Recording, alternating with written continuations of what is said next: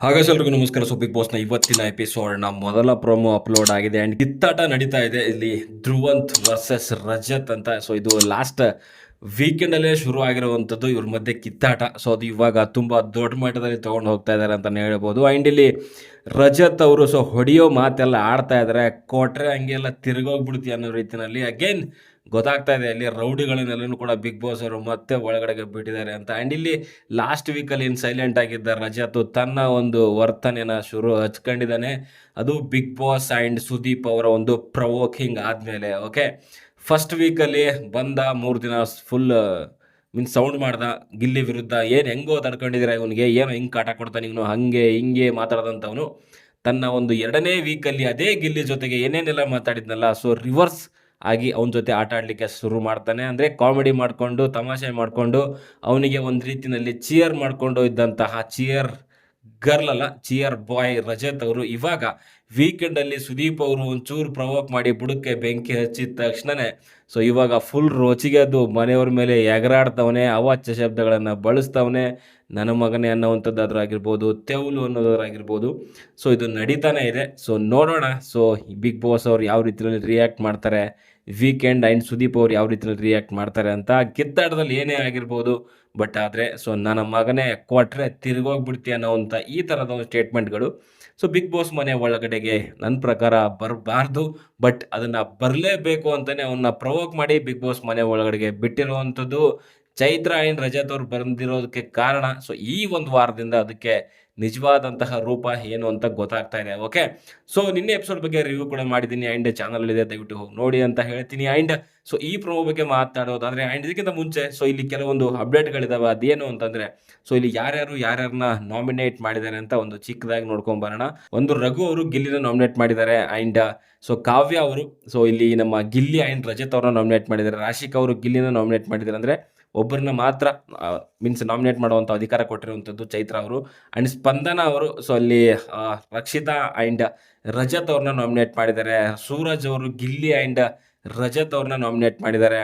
And ಇಲ್ಲಿ ನಮ್ಮ ಧ್ರುವಂತ್ ಅವರು so Gilli, Rajat and Rakshita so 3 ಜನರನ್ನ ನಾಮಿನೇಟ್ ಮಾಡಿರುವಂಥದ್ದು. ಆ್ಯಂಡ್ ರಜತ್ಗೆ 4 ಜನರನ್ನ ಒಂದು ನಾಮಿನೇಟ್ ಮಾಡುವಂಥ ಅಧಿಕಾರ ಕೊಟ್ಟಿರೋದ್ರಿಂದ ರಜತ್ ಅವರು ನಾಮಿನೇಟ್ ಮಾಡಿರುವಂಥದ್ದು. ಅಶ್ವಿನಿ, ಸ್ಪಂದನ, ಸೂರಜ್ ಆ್ಯಂಡ್ ಧ್ರುವಂತ್ ಈ 4 ಜನರನ್ನ ಸೊ ನಾಮಿನೇಟ್ ಮಾಡಿದ್ದಾರೆ. ಜೊತೆಗೆ ಗಿಲ್ಲಿಗೂ ಕೂಡ ಅಷ್ಟೇ ಸೊ 4 ಜನರನ್ನ ನಾಮಿನೇಟ್ ಮಾಡುವಂಥ ಅಧಿಕಾರನ ಚೈತ್ರ ಅವರು ಕೊಟ್ಟಿದ್ದಾರೆ ಅಂತಲೇ ಹೇಳ್ಬೋದು. ಅದರಲ್ಲಿ ಧ್ರುವಂತ್, ಅಶ್ವಿನಿ, ರಕ್ಷಿತಾ ಆ್ಯಂಡ್ ರಜತ್. ಸೊ ರಕ್ಷಿತಾ ಅಲ್ಲ, ರಾಶಿಕಾ ಆ್ಯಕ್ಚುಲಿ. ಓಕೆ, ಸೊ ಇದು 4 ಜನರನ್ನ ನಾಮಿನೇಟ್ ಮಾಡಿರುವಂಥದ್ದು ಗಿಲ್ಲಿ. ಸೊ ಈ ಪ್ರೋಮೋದಲ್ಲಿ ಹೈಲೈಟ್ ಆಗಿ ತೋರಿಸಿರುವಂಥದ್ದು ಕಾವ್ಯ ಅವರು ನಾಮಿನೇಟ್ ಮಾಡ್ತಿರುವಂಥದ್ದು ಅದು ರಜತ್ ಆ್ಯಂಡ್ ಗಿಲ್ಲಿಗೆ. ಓಕೆ, ಸೊ ಗಿಲ್ಲಿಗೆ ಏನಕ್ಕೆ ಮಾಡಿದ್ದಾರೆ ಮೇ ಬಿ ಅಂತಂದರೆ ಅದೇ ಒಂದು ಕೆಲವೊಂದು ರೇಗಿಸುವಂಥದ್ದು. ಸೊ ಆ ವಿಚಾರಕ್ಕೆ ನಾನು ಎಷ್ಟು ಸಾರಿ ಹೇಳಿದ್ರು ಕೂಡ ಅವ್ರು ತಿದ್ಕೊಂತಲ್ಲ ಅನ್ನೋ ಒಂದು ಕಾರಣಕ್ಕೆ ಮೇ ಬಿ ಸೊ ಕಾವ್ಯ ಅವರು ಗಿಲ್ಲಿ ಅವ್ರನ್ನ ನಾಮಿನೇಟ್ ಮಾಡಿರಬಹುದು ಅಂತ ಅನ್ನಿಸ್ತಾ ಇದೆ.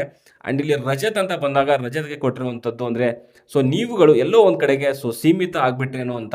ಅಂದರೆ ಸೊ ಸ್ಟಾರ್ಟಿಂಗ್ ವೀಕಲ್ಲಿ ಏನು ಬಂದಿದ್ರಲ್ಲ ರಜತ್ ಅವರು, ಸೊ ಗಿಲ್ಲಿ ಒಂದು ಬಗ್ಗೆನೇ ಜಾಸ್ತಿ ಮಾತಾಡಿರುವಂಥದ್ದು. ಅವ್ನು ಗೇಮ್ ಹಾಳು ಮಾಡ್ತಿದ್ದಾನೆ, ಕಾಮಿಡಿಯಿಂದ ಹಂಗೆ ಮಾಡ್ತಾನೆ, ಇರಿಟೇಟ್ ಮಾಡ್ತಿದ್ದಾನೆ, ಹಾಗೆ ಹಿಂಗೆ ಅಂತೆಲ್ಲ ಹೇಳಿದಂಥವ್ರು ಸಡನ್ನಾಗಿ ಸೆಕೆಂಡ್ ವೀಕಲ್ಲಿ ಅವನ ಜೊತೆನೇ ಒಂದು ರೀತಿಯಲ್ಲಿ ಚೀರ್ ಲೀಡರ್ ಅಥವಾ ಚೀರ್ ಬಾಯ್ ಅನ್ನೋ ರೀತಿಯಲ್ಲಿ ಸೆಟ್ಲ್ ಆಗಿಬಿಟ್ರು. ಸೊ ಆ ಒಂದು ಎಲ್ಲೋ ಒಂದೇ ಕಡೆ ಸೀಮಿತ ಆದ್ರಿ ಅಂತ ಇಲ್ಲಿ ಕಾವ್ಯ ಕೊಟ್ಟಿರುವಂಥ ರೀಸನ್ನು. ಸೊ ಅದಕ್ಕೆ ರಜತ್ ಉತ್ತರವಾಗಿ ಕೊಟ್ಟಿರುವಂಥದ್ದು ಏನು ಅಂತಂದರೆ ಅಲ್ಲಿ ನೀವುಗಳ ಪ್ರಕಾರ ತಮಾಷೆನೂ ಮಾಡಬಾರ್ದ ಬಿಗ್ ಬಾಸ್ ಮನೆಯಲ್ಲಿ ಅನ್ನೋ ರೀತಿಯಲ್ಲಿ ಹೇಳ್ತಿದ್ದಾರೆ. ಅಂದರೆ ನಿಮ್ಗಳ ಪ್ರಕಾರ ಸೊ ಬಿಗ್ ಬಾಸ್ ಮನೆ ಒಳಗಡೆ ತಮಾಷೆನೂ ಮಾಡಬಾರ್ದ ಅಂತ ಕೇಳ್ತಿದ್ದಾರೆ.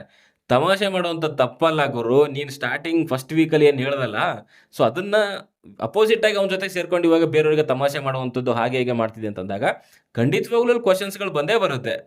ಸ್ಟಾರ್ಟಿಂಗಲ್ಲಿ ಏನು ಹೇಳ್ದೆ ಇವನು, ಸೊ ಗಿಲ್ಲಿ ಸರಿಗಿಲ್ಲ, ಗಿಲ್ಲಿ ಹಂಗೆ ಮಾಡ್ತಾನೆ, ಜಾಸ್ತಿ ಇರಿಟೇಟ್ ಮಾಡ್ತಾನೆ, ಮಾತಾಡ್ತಾನೆ, ಹಾಗೆ ಹಿಂಗೆ ಅಂತೆಲ್ಲ ಪುಂಗಿದವನು ಸಡನ್ನಾಗಿ ಸೆಕೆಂಡ್ ವೀಕ್ ಬಂದಿದ್ದ ತಕ್ಷಣ ಅವನ ಜೊತೆನೇ ಸೇರಿಕೊಂಡು ಕೆಲವರಿಗೆ ಕಾಮಿಡಿ ಮಾಡುವಂಥದ್ದು, ರೇಗಿಸುವಂಥದ್ದು ಮಾಡ್ತಿದ್ದ ಅಂತಂದರೆ ಸೊ ನಿನ್ನ ಆಟ ಎಲ್ಲೋಯ್ತು? ಫಸ್ಟ್ ವೀಕಲ್ಲಿ ಇದ್ದಂಥ ಆಟ ಸೊ ಸೆಕೆಂಡ್ ವೀಕಿಗೆ ಎಲ್ಲೋಯ್ತು? ಸೊ ಅದಕ್ಕೆ ನನ್ನ ಪ್ರಕಾರ ಕಾವ್ಯ ಪ್ರಶ್ನೆ ಮಾಡಿರುವಂಥದ್ದು ಕರೆಕ್ಟ್ ಆಗಿದೆ ಅಂತ ನನಗನ್ಸುತ್ತೆ. ಅಂತ ಆದಮೇಲೆ ರಜತ್ ಹೇಳ್ತಾನೆ, ತಲೆಗಿಲ್ಲ ಕೆಟ್ಟೋಗೈತೆ ಕಂಟೆಸ್ಟೆಂಟ್ಗಳಿಗೆ ಅನ್ನೋ ರೀತಿಯಲ್ಲಿ ಮಾತಾಡ್ತಾನೆ. ಅಂದರೆ ಅದು ಹೆಂಗೆ ಮಾತಾಡ್ತಿದ್ದಾನೆ ಅಂತಂದರೆ ಇಲ್ಲಿರುವಂಥ ಕಂಟೆಸ್ಟ್ಗಳು ಎಲ್ಲರೂ ಕೂಡ ಡಮ್ಮಿ ನನ್ನ ಮಕ್ಕಳು. ಸೊ ಇವ್ರಿಗೇನು ಗೊತ್ತಿಲ್ಲ, ಸೊ ರೀಸನ್ ಕೊಡೋಕ್ಕೆ ಬರಲ್ಲ ಇವ್ರಿಗೆ, ತಮಾಷೆನೂ ಮಾಡುವಂಥದ್ದು ಏನು ಇದು ಇವರಿಗೆ ತಲೆಗಿಲ್ಲ ಕೆಟ್ಟಿದೆ ಅನ್ನೋ ರೀತಿಯಲ್ಲಿ ಸೊ ಹೇಳ್ತಿದ್ದಾನೆ. ಅಂದರೆ ಇಡೀ ಒಂದು ಕಂಟೆಸ್ಟೆಂಟ್ಗಳಿಗೆ ಸೀಸನ್ 12ರ ಕಂಟೆಸ್ಟೆಂಟ್ಗಳಿಗೆ ಅವ್ನು ಹೇಳ್ತಿರುವಂಥದ್ದು. ಅಂದರೆ ನಾವೇ ಒಂದು ಏನು ಸೀಸನ್ 11 ಇದೆಲ್ಲ ನಾವು ದೊಡ್ಡವರು, ನಾವೆಲ್ಲ ಸಾಚಾಗಳು, ಸೊ ನಮಗೆ ರೀಸನ್ಗಳು ಕೊಡಕ್ಕೆ ಬರುತ್ತೆ, ಇವ್ರಿಗೆ ರೀಸನ್ ಕೊಡೋಕೆ ಬರಲ್ಲ ಅನ್ನೋ ರೀತಿಯಲ್ಲಿ ಎಲ್ರಿಗೂ ಸೇರಿಸಿ ಹೇಳ್ತಿರುವಂಥದ್ದು ಅವನು. ಇದು ಖಂಡಿತವಾಗ್ಲೂ ತಪ್ಪು ಅಲ್ಲಿ.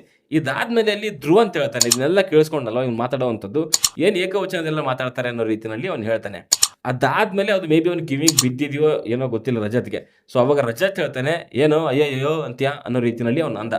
ಅದಾದ್ಮೇಲೆ ಇವ್ನು ಸುಮ್ಮನೆ ಕೂರಲ್ಲ, ಯಾರು ಧ್ರುವಂತ್. ಅವನೇನು ಹೇಳ್ತಾನೆ ಅಂತಂದ್ರೆ, "ಏಯ್ ಏನೋ ನಿಂದು" ಅನ್ನೋ ರೀತಿಯಲ್ಲಿ ಅಲ್ಲಿ ಧ್ರುವಂತ್ ಸ್ಟಾರ್ಟ್ ಮಾಡ್ತಾನೆ. ಅದಾದ್ಮೇಲೆ, "ಏನು ಲಾಸ್ಟ್ ಸೀಸನ್ ಅಂತೀಯಾ?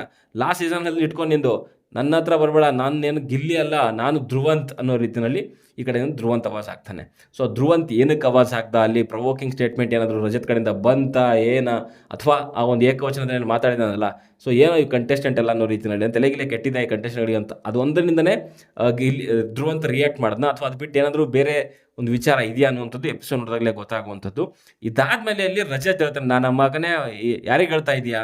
ಸೊ ಕೊಟ್ರೆ ಏಟ್ಗಳು ಹಂಗೆ ತಿರ್ಗೋಗ್ತೀಯ" ಅನ್ನೋ ರೀತಿಯಲ್ಲಿ ಈ ಕಡೆಯಿಂದ ರಜತ್ ಹೇಳುವಂಥದ್ದು. ಇದು ಎಕ್ಸ್ಪೆಕ್ಟೆಡ್, ಸ್ಟಾರ್ಟಿಂಗಲ್ಲೇ ಎಕ್ಸ್ಪೆಕ್ಟ್ ಮಾಡಿದ್ದೆ ನಾನು, ಫಸ್ಟ್ ವೀಕ್ ಆರ್ ಸೆಕೆಂಡ್ ವೀಕಲ್ಲಿ ಆಗುತ್ತೆ ಅಂತ. ಬಟ್ ಯಾಕೋ ಗೊತ್ತಿಲ್ಲ, ಸೊ ಫುಲ್ ಸೈಲೆಂಟ್ ಆಗಿದೆ ಲಾಸ್ಟ್ ವೀಕಲ್ಲಿ. ಸೊ ಅದು ಮೇ ಬಿ ಅದೇ ಸೆಟ್ಲ್ ಆಗೋಣ, ಟಾಸ್ಕ್ಗಳೇನು ಕೊಟ್ಟಿಲ್ಲ, ಒಂದು ಪ್ರೊವೋಕಿಂಗ್ ಸ್ಟೇಟ್ಮೆಂಟ್ ಯಾರ ಕಡೆಯಿಂದ ಕೂಡ ಬರ್ತಾ ಇರಲಿಲ್ಲ.